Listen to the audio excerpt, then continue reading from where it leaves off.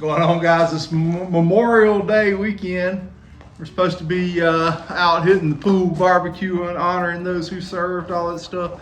But it's really cool and a little misty and rainy today. We'll talk a little bit about spring seeding because that's kind of what we've had going on over the past week or so. We've been out seeding some Bermuda lawns. Concerning warm season grasses, Bermuda, zoysia centipede, St. Augustine, those types of grasses, here where I'm at in eastern North Carolina, it has been a really crummy spring to get those going. And I think we've discussed it some in another video, but it warmed up and got really mild very early this year, probably Marchish or so. Even toward the end of February, we started seeing some Bermudas, zoysia centipedes start to green up. And they greened up, it frosted, stuck them back into dormancy. So they spent that energy greening up that time, got knocked back into dormancy. And just judging by my home lawn, my Bermuda lawn, it's done this cycle about 3 times this year where it's greened up and been zapped back into dormancy. So they've spent up a lot of their energy and it has been unusually cool. We want to see it 65 and above at night and warmer in the daytime. So we want that average well above 65 to see these yards doing better. And I mean, it's been getting in the 50s at night. It's like 60 something right now and it's in the middle of the daytime. So if you're seeing a pretty crummy looking warm season lawn, a lot of it is just due to the weather. We've been seeing a lot of the zoysias, centipedes, St. Augustines that are coming out of dormancy with some winter kill in them. I don't know if the funky weather has killed off sections of them as well with the, just warming up and freezing. But a lot of the warm season yards look pretty bad, period. But hopefully we'll get some warmer weather and those things will turn around and look fine. The temperatures are not really where we want them to be seeding these yards, but kind of got to get moving on that process to make things happen. And hopefully that seed will be in the ground and that grass will be ready to go once it gets what it wants from nature. The raininess today is helping, but in all honesty, it's been raining, kind of softly for a couple days here, but I just went and put some plugs in my yard. I'll insert that little piece in right here about some of the grass plugs. And when I pulled the plugs up, the very bottom of where I was pulling the plug out of the yard to put the new grass plug in, the very bottom of that at a couple of inches there, the very bottom of it was still dry and dusty. So yeah. Takes a while to get this rain down there where it counts. So we'll look at that a little bit about the grass plugs right now, and I'll come back and talk about that for a second. I just stopped by to see my buddy Paul at ncgrassplugs.com. This is Monaco.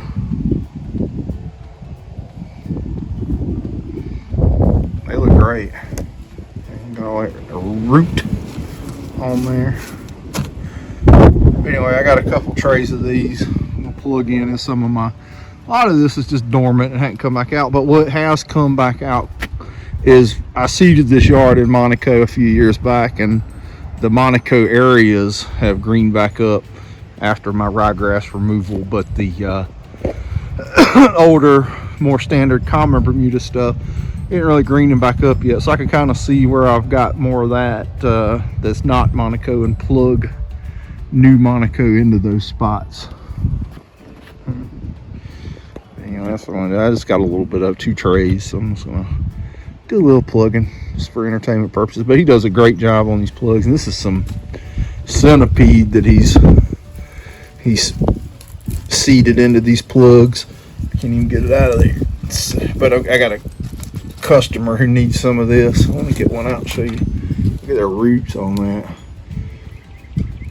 That kind of dispels the myth that Centipede doesn't root all that great. Those things are packed with roots. Anyway, all right. So the way to do these things is with the Pro Plugger. You can just plug and plug, and it fills up the tube, and you dump your plugs out the back, and then you can insert your new Pro Plugger shaped plugs into the holes. Anyway, here are these Centipede plugs. They're grown into the tray. Those boys got some roots on them.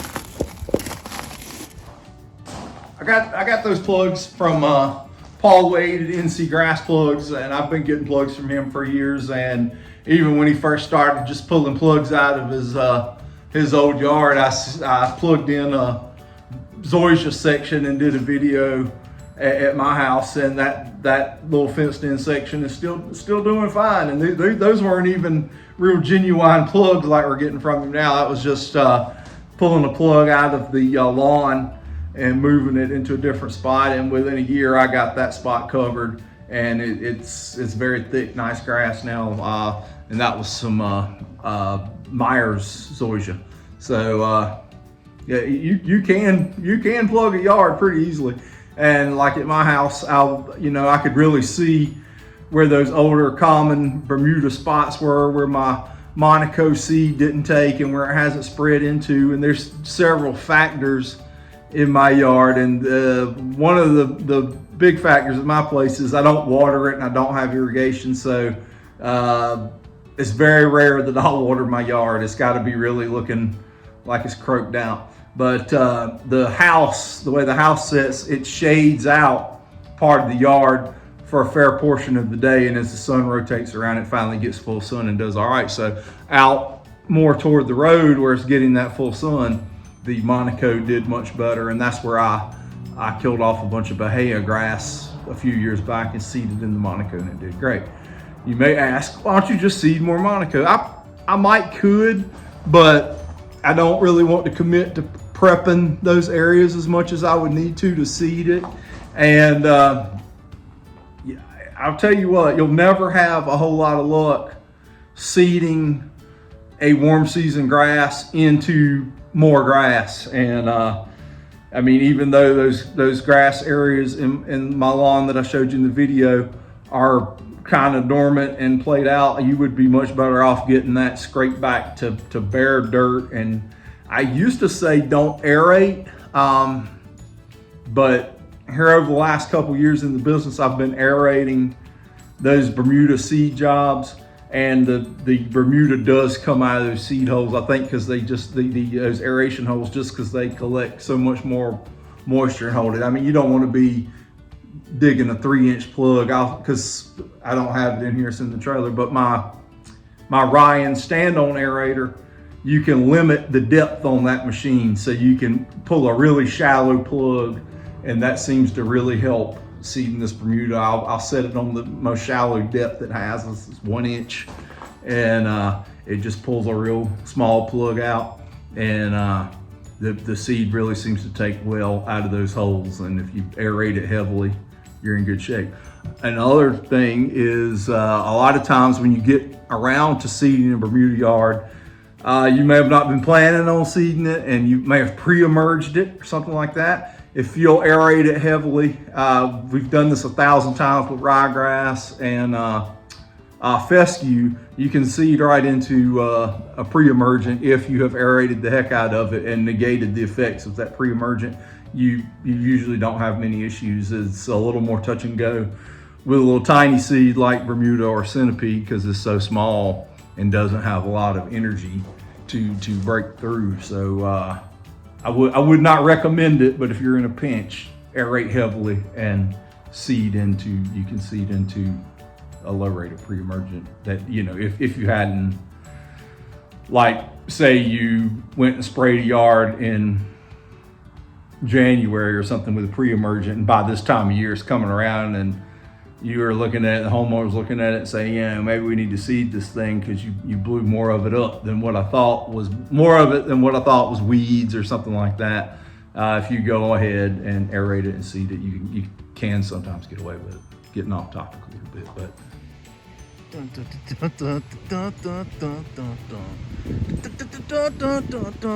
There's the answer to that question. You can try it, but don't do it on purpose. So like I was saying, in a lot of the warm season yards, right now we're seeing big holes in them and stuff. So on the existing customers, some of it's due to winter damage. On some of the new customers, it's been where we have gone for the first time and sprayed the weeds out of their existing lawn, and they're having huge areas that were not turf grass before, they were just weeds. So once we've gone and cleaned those up, they've got, half of the yard is just dirt. So you can either seed it or try the plugs in it. And in some of these yards, they're smaller areas and they will probably grow in on their own if you fertilize them properly once the weather warms up. But putting these plugs in them would definitely help speed that process up, and it won't hurt anything to try, and it'll make it look like you're putting in a good effort.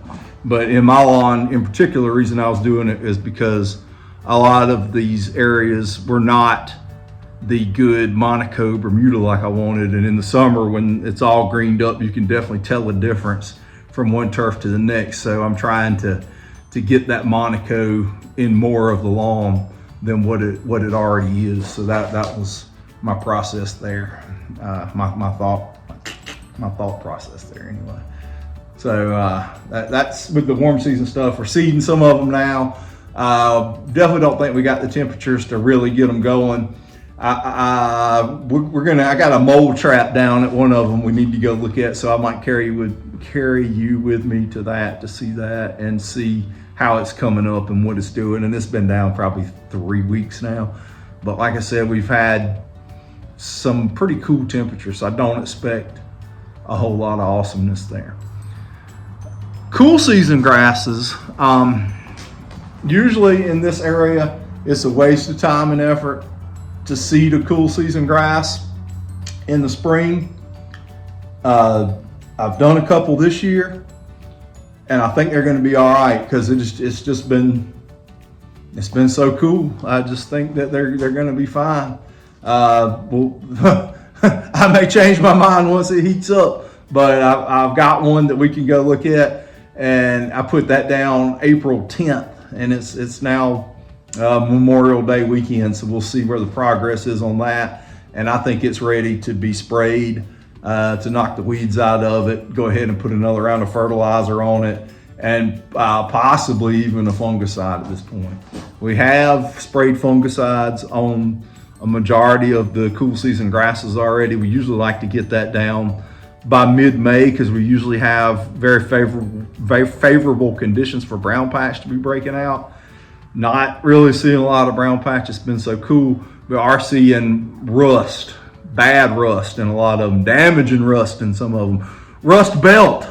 No, but we spray a lot of them and the rust is kind of knocked back. But in general, that will not harm the grasses so much as what they say, but we're seeing a lot of them where it has been so persistent and hanging around that it has damaged the turf. And I'm hoping that getting, it's still being kind of mild temperatures and all, that we can knock that damage off and get the grass growing out of it. And the grass has been growing the cool season grasses have been growing pretty vigorously here this spring because it's just been ideal temperatures for them. They look good, except for a few of them with some rust in them. All right, get some Krylon on them or something. That joke fell flat. I'm at the shop today. I got my trusty cool season permagreen has a problem with the gearbox on the fertilizer spreader, so I'm going to replace that, and then we're going to get out and check out a seed job or so, a warm season and a cool season, to see the difference. And we've talked about the grass plugs a little bit. You can mail order those grass plugs from NC Grass Plugs online. Guy's name's Paul Wade, and I'm telling you, he's come a long way with those plugs. The ones that I've gotten recently have been just awesome. I mean, he does a real good job of them. He puts a lot of work into them. Price is pretty reasonable. So if you're in the grass plug market, I suggest you check it out. It's a non-paid advertisement. I had to buy my grass plugs too, But anyway, he's a good friend of mine, and he puts a lot of effort into those things. It's worth checking out if that's something you're in the market for. All right, I'm gonna fix the permagreen, then we'll go check out a couple of yards. Not gonna do a full-on tutorial on fixing the permagreen, but I'll show you a little bit of it. So hang tight, don't go anywhere. I've got about 4 sets of these made up in the Seed Buster 5000 version, which is kind of like the Seed Buster 5500 here, but it only has a 12-inch riser. These Seed Buster 5500s have got an 18-inch riser, so that means it'll throw it out there a little further. And what I do is I make these out of just PVC parts from Lowe's and a nice sprinkler head, but they're durable and put out well and don't break down, that kind of stuff. And when you make the riser taller, you can even cover a bigger area. Then this one here is the Seed Buster 6000, and it's got the 18-inch riser, and instead of a cap on the end, it has a another water hose attachment where you can kind of link 2 of them together. So that way you can make you a Seed Buster 6000. Now these fine products are available on my website. You can go to the PPC Total Turf Institute of Grassology and Mastery of Turfology-ish on the www thing, and you can buy these for about $300 a piece. Or you can go to Lowe's and spend all day digging through the PVC parts, because they're unorganized as hell, to find you pieces you need, and make your own for probably about $25, $35 a piece. How valuable is your time? I'm just being a jerk. I'm not really selling them. I've got all mine out in the field on customers' yards, and I need to get one more ordered. So I made some more to carry to another yard. So just watch the video I made on how to put them together. I mean, you can kind of look at it and figure out for yourself how easy that is. But PVC Seed Buster 6000, the newest addition to the line. Got that new sprinkler smell. Okay, then we'll do this real quick. The environment under these things is just awful, because it gets all that fertilizer and corrosive chemical and everything. So you do have to take there's a plastic hood here, and there's a couple of screws in the fertilizer impeller thing there. You just take all that off, and then this hood comes off, and you get access to your pump. And this is the gearbox to the fertilizer spreader and agitator. So my symptom was the permagreen quit spraying, and almost like the belt came off. So my suspicion was the belt came off, but that wasn't the case. If you can see all that play in that, apparently the seal or whatever came out of that bearing right there. So there was not enough tension. There's nothing on this that magnets don't stick to stainless steel, so my little light won't stick to it anywhere. But anyway, I have replaced one of these on my older machine before, but I mean, it had corroded to the point to where it looked like a meteorite, but the gearing and all still worked on it, but where it bolts itself onto the machine back here had corroded away, so it wouldn't stay in place anymore, but it still functioned except for that part. But this one just seems to have had a seal fail or something. That's probably not very typical, but they will corrode away. I've seen that, but I mean, that was a very old one. This one is not as old, but it has spun a lot of fertilizer. But anyway, the kit is going to come with the nuts that hold it on in the back. You know, obviously both shafts are made into it, and it will come with this pulley right here, so you don't have to worry about trying to get that off. So pretty straightforward. It just will unbolt from the back there. There's 4 bolts in it, and you'll have to take this bracket off that has the brake cable on it. So I'm gonna do that real quick and get this thing back into commission, and then we'll go look at some yards. Stay tuned. So it's out. You do have, I mean, it helps if you loosen up the alternator style mounted bolt for the pump, so you can slide that back to release the tension on the belt. The bottom two bolts are a little difficult to access and you can't really see them, so you're doing it blind, but it helps to have an extended socket on a small pivot socket like this, or a wobble socket or something, so you can get in that little tight space right there. And with a short socket you can't get on it because there's a you see how it's got a, where is it? Yeah, right there. See how it's got a little bit of a curve to the bracket there. You can't, the side of the socket will hit against, the side of the ratchet will hit against the bracket there. So it's out, and you do have to take a hammer and kind of knock it on out of there. It doesn't just fall out once it's unbolted. It's got opportunity to clean up under here while you got it out, and I'll do that now and bolt the new one back in. There's the old one. And my issue is it's just that play in it right there, so it won't hold tension in the belt anymore. So she's done. There's the new one. There's the new shiny one. Comes with the pulley, a new space blanket, fertilizer repellent cover. Fertilizer repellent space blanket, pretty cool. And the nuts that go here. It doesn't have the bolts that go here that hold your brake cable bracket on, so make sure you preserve those. All right, time to bolt. There you are, all reinstalled fertilizer proof space blanket stuck to it. All right, y'all be in business. Belt's all tight. 30 thumbs up. I got one more thing to show you. I got my mowers in here. I usually keep them in my trailer, but I got my aerator and a permagreen in the trailer right now because I've been doing some seeding. But I got these things, man. Tweel front casters. I saw a lot of conflicting reviews on them, but I love them. The machine rides good with them. It cuts way better because they're more level. Plus they look really cool. You always gotta look cool. So as soon as I get some for the back, I'll do a full review on the Tweels, so everybody pump up and get their popcorn for that crap.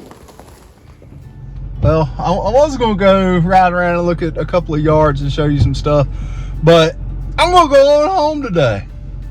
So it's the glory of being your own boss. But it's Sunday. Anyway, I'm going home and we'll pick this thing up tomorrow. Pretty wet hoss. This one's been down maybe a week. They power raked it and everything, but that's some seed coming up. This is a new one from Pure Seed called Sun Queen. We'll see how it does. Starting. Let's go, baby.